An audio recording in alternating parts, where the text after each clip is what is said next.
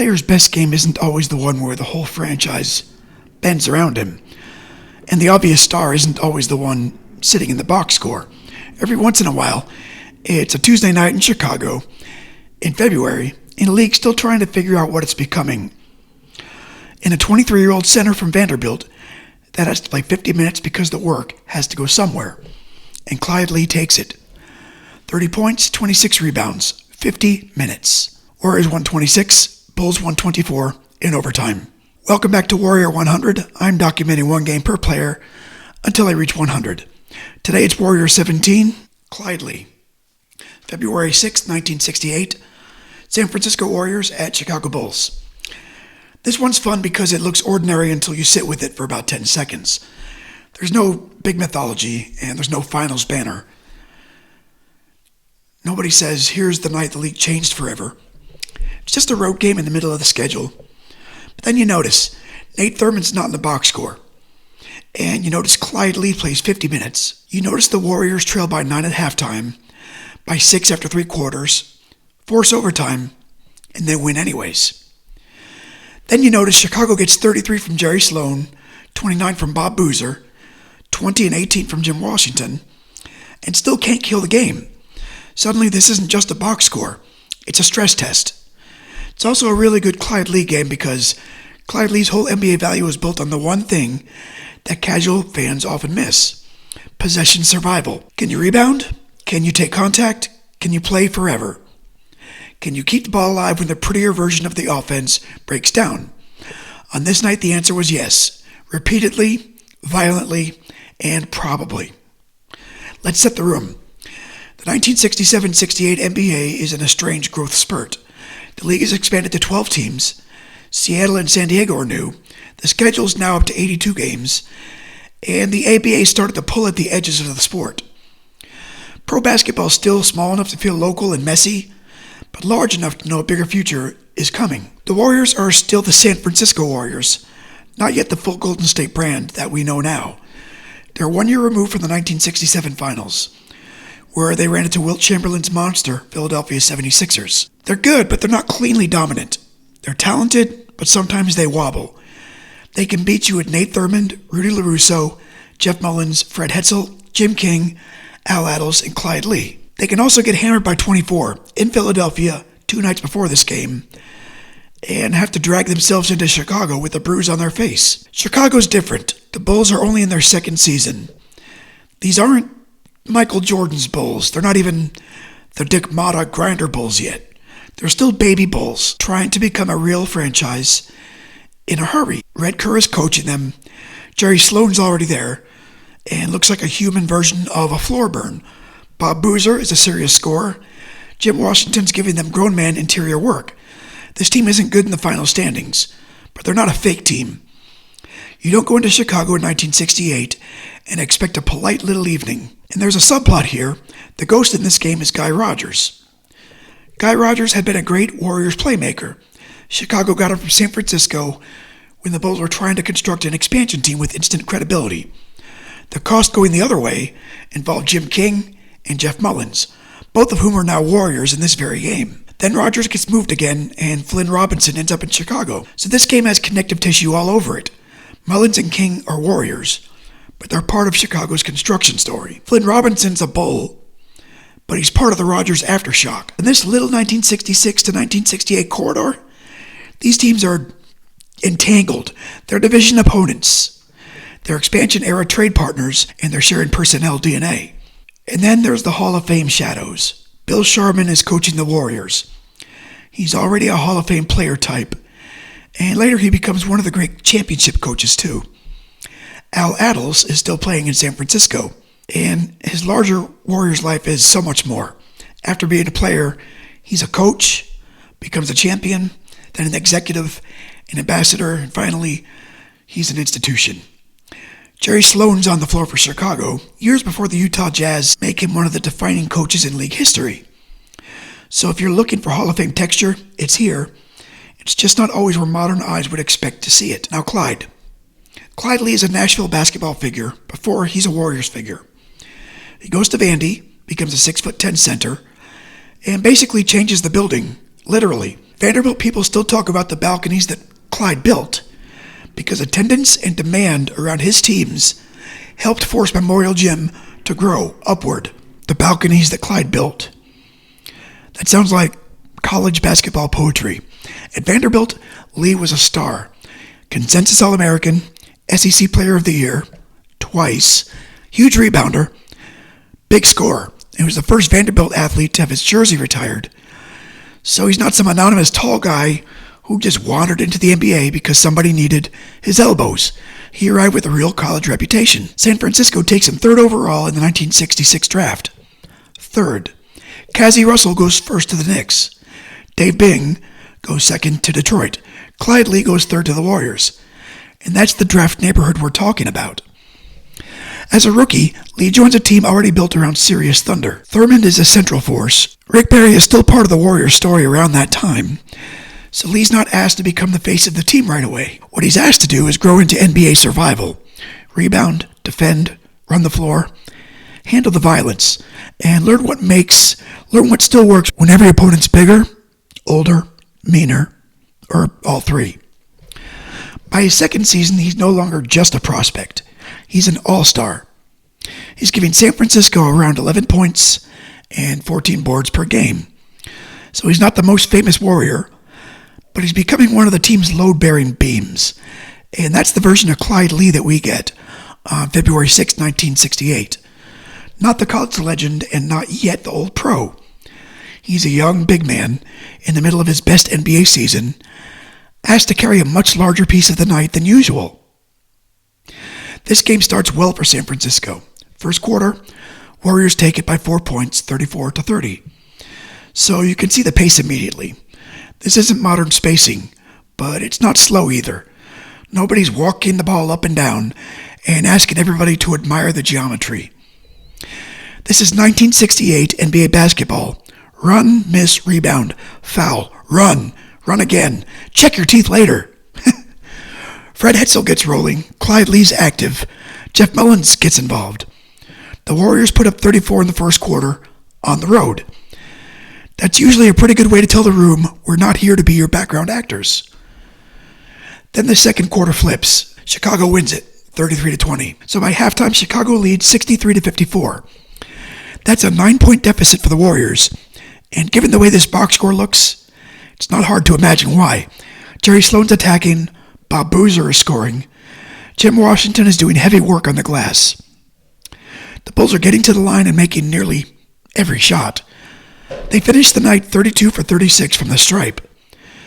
And if you're the road team, that's sort of gross. That's not leaving the door open. That's locking it and making San Francisco find the window. And the third quarter doesn't fix the problem. The Warriors win the third by 3 points. So Chicago still leads by 6 going into the fourth, 87-81. This is where this game becomes a Clyde Lee game. Not because he suddenly becomes Wilt Chamberlain. He doesn't. I mean, who could? It becomes a Clyde Lee game because San Francisco has to survive every possession. They need second chances. They need defensive rebounds. They need someone to absorb the ugly minutes. Lee's final line tells you he was right in the middle of it. 13 field goals on 21 shots. 4 free throws on 10 attempts. Yeah, that's not very pretty, but we're not going to polish the whole statue here. 4 for 10 from the line is a problem, but he still gets the 30 points, and he still gets 26 rebounds. And he does it while playing 50 of 53 possible minutes. That's a residency, not a cameo. The fourth quarter is the hinge. San Francisco takes it 29-23. Think about that with the previous quarters attached. They were down 9 at halftime, still down 6 after 3, on the road, in Chicago, without Nate Thurmond in the box, against the Bulls team getting major nights from Sloan, Boozer, and Washington. Then the Warriors drag the game to 110-110. So it's not just one guy scoring 19 straight in a way that we can clip into a superhero reel. It's team pressure. Hetzel keeps scoring, Lee keeps pounding, Mullins gives him 21. LaRusso doesn't shoot well from the field, but he goes 10 for 10 from the line, and that's the kind of veteran box score weirdness you need on the road. Jim King shoots 1 for 7, but he still gives you 7 assists and 8 rebounds. Al Attles gives you 8 assists before he fouls out. So this episode isn't one man did everything.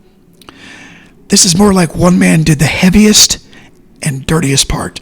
There's a difference. Overtime, San Francisco 16, Chicago 14. After all that, 2 points. Warriors win 126 to 124. Fred Hetzel's the leading scorer with 39, and he deserves his flowers.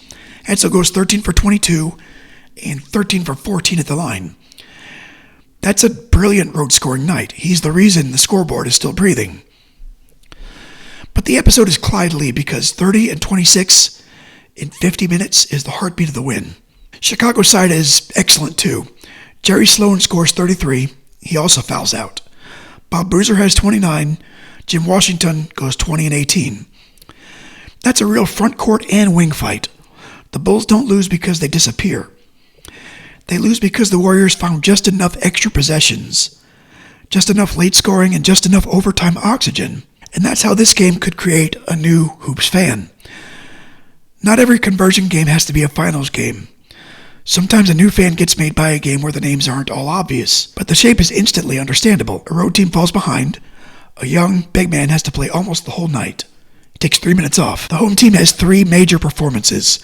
The game goes to overtime, and the final margin is 2 points. And when you look down, the box score has 118 combined rebounds.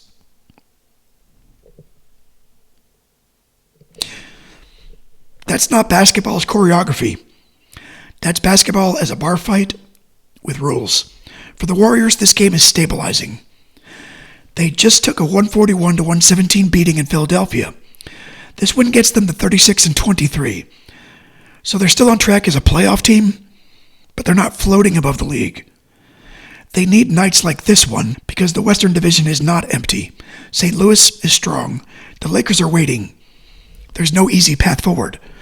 For Chicago, it's nearly the opposite problem. This is one of those losses that tells you the team is alive even when the standings don't flatter them. The Bulls would finish 29 and 53, which sounds bad, but, well, because it is bad. But they still make the playoffs in that Western Division structure, and they're not a joke. They're a young franchise still assembling their personality. In this game, that personality is pretty clear. Sloan competes, Boozer scores, Washington rebounds, and Kerr's team makes you work. Red Kerr is worth a second. He'd been a strong NBA player, an Ironman center, and then he becomes the Bulls' first head coach. It's not a small thing. Expansion coaching is trying to build a boat while you're already at sea. You don't get the luxury of a perfect roster. You get whatever the draft gives you, whatever trades you can make, and whatever habits you can install before the losses start making your team weird. That's funny. On the other side, Bill Sharman's a fascinating coach for the Warriors team because he comes from championship order. He played on the Celtics title teams, so he understands standards, preparation, shooting, condition, and professional routine. Later, he's going to coach the 1971-72 Lakers to a championship, along with that 33-game win streak. But here, in San Francisco, he's still trying to steer a talented roster through a league that's changing around him. And that's part of what makes this era good for this series. You're not just watching old basketball. You're watching futures before they know their futures. Adles, he's still a player. Sloan is still a player. Sharman is not yet the Lakers title coach, and the Bulls aren't yet the Bulls that people envision. The Warriors aren't yet Golden State, and Clyde Lee is not yet a historic headline. But he's a real player doing real work. Sometimes that's better. Because the point of Warrior 100 isn't only to chase the biggest names. The point is to find one game per player and let that game explain why he belongs in the story. Clyde Lee belongs because he was a serious NBA rebounder and because he bridged the post-finals Warriors into the next stage. For one season, he was an all-star big man in a league full of giants. And lastly, he belongs because this night gives us the cleanest possible version of his job. Without a Thurman safety net in the box score, and no easy whistle from the free throw line because he missed 6 shots, no gentle minute load, just 50 minutes, 30 points, 26 boards, and a 2-point road win. The rest of the season keeps moving. San Francisco finishes 43 and 39. They beat the St. Louis Hawks in 6 games in the Western Division semifinals. Then the Lakers sweep them in the Western Division finals. That's a hard ending, but not an empty one. The Warriors are still in the mix. They're still serious. They're just not quite at the top of the mountain. Chicago finishes 29-53 and makes the playoffs, then loses to the Lakers in 5. Kerr's time with the Bulls ends after the season. The franchise is still searching, but some of the bones are there. Sloan is there. Toughness is there. The idea of Chicago as a defensive, stubborn, unpleasant opponent is already starting to take form, even if the best versions of the Bulls are decades away. Clyde Lee keeps playing. He remains with the Warriors through the San Francisco to Golden State transition, then later plays in Atlanta and Philadelphia.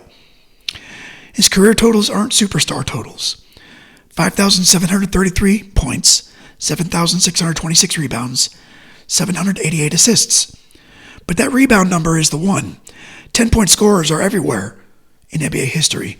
10 rebound men are not as common as people think, especially the ones who keep doing it year after year without needing the whole offense pointed at them. Lee's basketball life also circles back to Vanderbilt. His number 43 is retired. He's in the Vanderbilt Athletics Hall of Fame.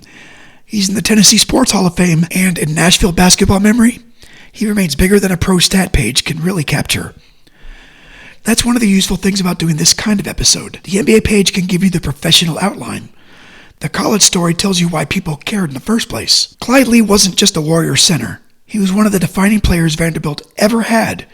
Then he became a valuable NBA big in a league where every night near the basket required rent money and pain tolerance. So when I see 30 and 26 against Chicago, I don't see a random spike.